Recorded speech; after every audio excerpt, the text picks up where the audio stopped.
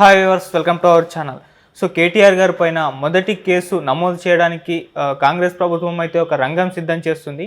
So ఆయన పైన formula ఈ రేసింగ్ కంపెనీలో అవకతవకలు జరిగాయి, దానికి ఇవ్వాల్సిన అమౌంట్లో పర్మిషన్ లేకుండా ఇచ్చారని చెప్పేసి కాంగ్రెస్ ప్రభుత్వం అయితే కేటీఆర్ గారి పైన కేసు నమోదు చేయడానికి సిద్ధంగా ఉంది. మరి ఏంటి ఈ ఫార్ములా ఈ రేసింగ్ కంపెనీ, ఏం అవకతవకలు జరిగాయి? సో ఈ అంశం మీద డిస్కస్ చేయడానికి ప్రజెంట్ మనతో పాటు సీనియర్ జర్నలిస్ట్ జయదేవ్ గారు ఉన్నారు. వారితో ఒకసారి డిస్కస్ చేద్దాం. సార్ నమస్కారం. సార్ నమస్తే అండి. సార్ కేటీఆర్ గారి పైన మరి ఫస్ట్ కేసు ఇది నమోదు చేయడానికి రెడీగా ఉన్నారంట. అంటే ఫార్ములా ఈ రేసింగ్ కంపెనీకి అనుమతి లేకుండా డబ్బులు ఇచ్చారని చెప్పేసి చెప్తున్నారు. సార్ మరి ఏంటి, మరి కేటీఆర్ పైన కేసు నమోదు చేస్తారా, ఏం జరగచ్చు అంటారు సార్ ఈ ఇష్యూ? అంటే ఫస్ట్ కేసు అంటే ఈ పరమైన కేసు ఫస్ట్ కేసు అయి ఉండొచ్చు. బట్ అంతకుముందు ఉద్యమం సమయంలో కానీ కొన్ని రకాల కేసులు ఎదుర్కొన్నారు కదా. సో అవన్నీ పక్కన పెడితే అంటే అదే ఒక్కొక్కటిగా చాలా బయటకు వస్తున్నాయండి. ఇప్పుడు జనరల్గా ప్రభుత్వం మీద ఎవరైతే అధికారంలో ఉంటారో వాళ్ళు కొన్ని రకాలుగా కార్యక్రమాలు చేసేటప్పుడు, మంచి పని చేసేటప్పుడు ఇట్లాంటివి కొన్ని ఎదుర్కోవాలి. లేదా ఉద్దేశపూర్వకంగా చేసినా కూడా అది ఎప్పటికీ దాగదు, బయటకు వస్తుంది. సో ఇక్కడ ఈ నిర్వహించింది ఏంటంటే ఫార్ములా ఈ రేసులు ఏదైతే ఉందో ఇప్పుడు కాదు, చంద్రబాబు గారి హయాంలో కూడా పెట్టాలనుకుని చూశారు. బట్ అప్పుడు చూస్తే అదే నువ్వు సేమ్ జనరల్గా ప్రతిపక్షంలో ఉన్నప్పుడు అందరూ అలాగే మాట్లాడతారు. అధికార పక్షంకి వచ్చేసరికి వాళ్ళు చేసేదే కరెక్టు, భవిష్యత్తు ప్రణాళికలను రచించుకొని భవిష్యత్తుని ఉద్దేశంలో పెట్టుకొని మేము ఎట్లా చేసామన్నట్టుగా చెప్తారు. అయితే ఏంటంటే అప్పుడు కూడా ఇలాగే విమర్శించారు, ఇప్పుడు కూడా విమర్శించారు. కానీ మంచిదే. ఇప్పుడు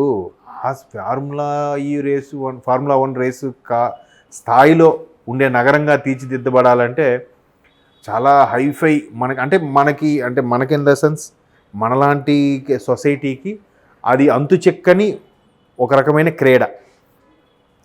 రేసు గుర్రాలు అంటే సర్వసాధారణం అయిపోయి మనం దాన్ని ఇప్పుడు ఎలా చూస్తున్నారంటే ఊర్లలో ఆడుకున్న పేకాట వాటితో సమానంగా చూస్తున్నారు. కోడి పందాలు ఎలాగో రేసు గుర్రం అట్లాగే అన్నట్టు.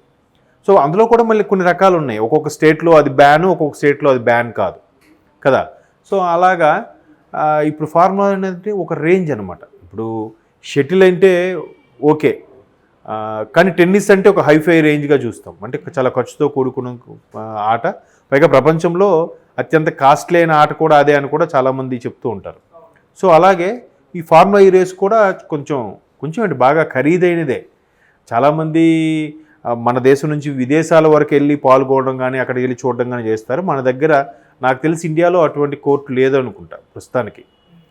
ఇప్పుడు మామూలుగా దాన్ని ఏమంటారు మాక్ డ్రిల్ లాగా ఉండి ట్రయల్స్ వేస్తే సక్సెస్ అయితే అప్పుడు దానికి ఒక ప్రత్యేకంగా కొన్ని వందల ఎకరాలు కేటాయించి కట్టడము చేయడము జరుగుతుంటుంది. సో మనం జనరల్గా స్పోర్ట్స్ ఛానల్లో చూస్తూ ఉంటాం అవి. సో అట్లాంటిది ఇక్కడ స్టార్ట్ చేయాలని చెప్పి ఆ రోజు బీఆర్ఎస్ ప్రభుత్వం ఉన్నప్పుడు మొన్న రీసెంట్గా 1 year బ్యాక్ నెక్లెస్ రోడ్ని ఏదైతే ఉందో, నెక్లెస్ రోడ్ ఆల్మోస్ట్ ఆల్ అటు రైల్వే స్టేషన్ నుంచి ఇటువైపు ప్రసాద్ ఐమాక్స్ వరకు కూడా రోడ్ని బ్లాక్ చేసి మరి కూడా దాన్ని నిర్వహించడం జరిగింది. సో అప్పుడు చాలామంది అన్నారు, అంటే సామాన్య ప్రజలకు ఇబ్బందికరంగా ఉంది ఇది రోడ్చి బ్లాక్ చేయడం అని కూడా అన్నారు. బట్ అంటే ఫ్యూచర్లో దాని నుంచి ఫలాలు వస్తే రావచ్చు కనుక. అయితే దానికి నిర్వహించే నిర్వహణ వ్యయం ఏదైతే ఉందో, ఎవరైతే ఫార్ములా రేసు నిర్వహించే ఉన్నారో వాళ్ళకి కేటాయించిన అమౌంట్ ఏదైతే ఉందో అది ఒక సిస్టమేటిక్గా వెళ్ళలేదు ప్రాపర్ వేలో. అంటే ముందు ప్రభుత్వం నుంచి అనుమతి కావాలి, అనుమతి వచ్చిన తర్వాత ప్రభుత్వం అనుమతి తీసుకుంటుంది. ప్రభుత్వం అనుమతి అంటే ఆల్మోస్ట్ ఆల్ అన్ని డిపార్ట్మెంట్లకు సంబంధించి పోలీస్ డిపార్ట్మెంట్ కానీ లేదా దానికి సపోర్ట్గా ఉండే పట్టణం లేదా నగర అభివృద్ధి సంస్థలకు సంబంధించింది ఆ డిపార్ట్మెంటు, ఇవన్నీ కూడా అక్కడ ఉండి పర్యవేక్షణ చేసి ఓకే ఇది ఇలా నిర్వహిస్తే బాగుంటుంది, ఇది ఇలా చేస్తే బాగుంటుందని ఒక కొలిక్కి వస్తాయి. అయితే ఆ సమయంలో కేటీఆర్ గారు సమ్ ఐటీ అండ్ పురపాలక శాఖ మంత్రి. బట్ ఈయన ఎలాగూ కేటీఆర్ గారు అంటే ప్రభుత్వంలో కానీ పార్టీలో కానీ సెకండ్ ప్లేస్. కేసీఆర్ గారి తర్వాత నెంబర్ 2 ఎవరంటే కేటీఆర్ గారి పేరే చెప్తారు. ఆ తర్వాత హరీష్ రావు గారు వీళ్ళందరూ. సో కేటీఆర్ గారు చెప్పారు కాబట్టి అప్పటి దానికి సంబంధించింది ఎవరైతే ఉన్నారో సెక్రటరీ ఐఏఎస్ ఆఫీసరు, ఈయన మాట జస్ట్ క్యాజువల్గా మాట ప్రకారమే ఏదైతే ఆ ఏజెన్సీకి సుమారుగా 50+ crores ఎంతో కేటాయించడం జరిగింది. సో అది ప్రాపర్ వేలో వెళ్ళలేదు కాబట్టి దానికి లెక్క జమ ప్రతిదీ కూడా ఇప్పుడు బడ్జెట్లో కూడా కేటాయించామంటే దానికి లెక్క చూపించాలి. దానికి ఒక వివరణ ఇవ్వాలి, దానికి ఒక ఎలాగో ఆడిట్స్ అవన్నీ ఉంటాయి. వీటన్నిటి మీద మళ్ళీ భారతదేశం మొత్తం మీద కాగ్ అని ఉంటుంది, కంప్ట్రోలర్ ఆడిట్ జనరల్ అని కదా. సో ఆ కాగ్ నివేదిక ఎప్పటికప్పుడు వీళ్ళు ఇచ్చినా ఇవ్వకపోయినా వాళ్ళు ట్రాన్స్పరెంట్గా సర్వే చేసి లేదంటే ఒక ఇన్వెస్టిగేషన్ చేసి ఇన్స్పెక్షన్ చేసి ఏ రాష్ట్రం ఎంత పెట్టుబడులు కేటాయించింది, దాంట్లో ఎంత సద్వినియోగం అయింది, ఎంత దుర్వినియోగం అయింది, ఎంతవరకు దాని బడ్జెట్లో లెక్క చూపించుకోగలిగారు, ఎంతవరకు లెక్క చూపించుకోలేకపోయారు అనేది ప్రతిదీ కూడా కాగ్ నివేదిక ఇస్తూ ఉంటుంది. మీ న్యూస్లో కూడా చూస్తుంటారు, ఈ సంవత్సరం ఇచ్చిన కాగ్ నివేదికలో ఈ రాష్ట్రం ఇలా ఉంది, ఈ రాష్ట్రం తప్పుల్లో ఉంది, ఈ రాష్ట్రం లెక్కలు చూపించలేకపోయింది అన్నీ చెప్తుంటారు. సో అది ఉన్నతమైనది అంటే సెంట్రల్ లెవెల్లో. బట్ రాష్ట్ర స్థాయిలోకి సంబంధించి కూడా లెక్కలు జమలు ఉంటాయి కదా, తద్దు అంటారు తెలుగులో బడ్జెట్ని. సో ఆ బడ్జెట్కి ఎంత కేటాయించాము, దానికి ఏంటి, లేదా ఈ వ్యయం ఎవరికి కేటాయించబడింది, దీని లెక్క ఏంటి అనేది ప్రతిదీ కూడా ఉంటుంది కదా. సో అలా ఉన్నప్పుడు దానికి ప్రాపర్ వేలో వెళ్ళినప్పుడు దానికి లెక్క చూపించాల్సిన బాధ్యత ఉందా లేదా? ఏదో ప్రభుత్వంలో ఒక సీనియర్ అధికారి చెప్పారు కదా కేటాయించేసామంటే ఎట్లా అవుతుంది?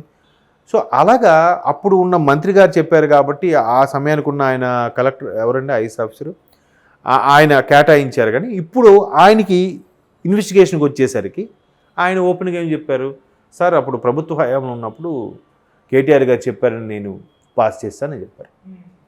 ఇప్పుడు అందుకే అలా పాస్ చేశారంటే దీనికి ప్రాపర్ వేలో వెళ్ళాలి.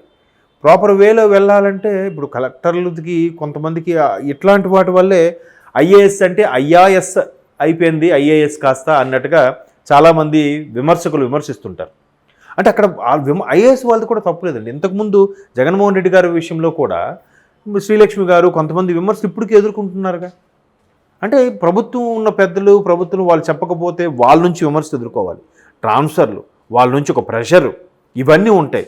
సరే ఎందుకులే ఇదే ప్రజల బాగోగు కోసమే కదా చేస్తున్నాం అన్నట్టుగా వాళ్ళు తెలియదు, వాళ్ళకి డెప్త్ తెలియదు ఐఏఎస్ ఆఫీసర్లకి. బట్ అంతర్లీనంగా మంచి జరగచ్చు చెడు జరగచ్చు, రాజకీయ నాయకుల ఉద్దేశం మంచి ఉద్దేశమా దురుద్దేశం అనేది తెలియదు కాబట్టి వాళ్ళు ఓకే ప్రెజర్ వల్ల ఓకే చేస్తారు. తర్వాత పర్యవసానం ప్రభుత్వాలు మారినా కానీ లేదా కొన్ని రోజులు అయిన తర్వాత అసలు విషయం అనేది బయటకు వస్తుంది. వచ్చినప్పుడు ఏమవుతుంది, ఆ రాజకీయ నాయకుడు పక్క తప్పుకుంటాడు, కానీ ఆయన 5 ఏళ్ళ 10 ఏళ్ళలో ఉంటాడు మహా అయితే. బట్ పదవిలో ఉండే ఐఏఎస్ ఆఫీసులు ఎవరైతే ఉన్నారో ఆ వ్యవస్థ సంబంధించిన అధికారులు వాళ్ళందరూ కూడా సఫర్ అవ్వాల్సి వస్తుంది కదా. సో ఇప్పుడు ఆ ఐఏఎస్ ఆఫీసర్ సఫర్ అవుతున్నారు. సఫర్ అయినప్పుడు ఖచ్చితంగా ఆయన ఇన్వెస్టిగేషన్కి ఎక్స్ప్లెనేషన్ ఇచ్చినప్పుడు ఎవరు చెట్టి పలానా వ్యక్తి ఇట్లా చెప్పడం వల్ల చేశాను అని చెప్తే మీరు చేసేస్తారా? మీకు దానికి ఒక జీవో ఉండక్కర్లేదా, లేదంటే ఒక ఆర్డర్ ఉండక్కర్లేదా, లేదంటే ఒక ఫైల్ మీద సంతకం ఉండక్కర్లేదా? ఇవన్నీ లేకుండా మీరు ఎలా చేస్తారని విమర్శ ఎదుర్కొంటారు కదా.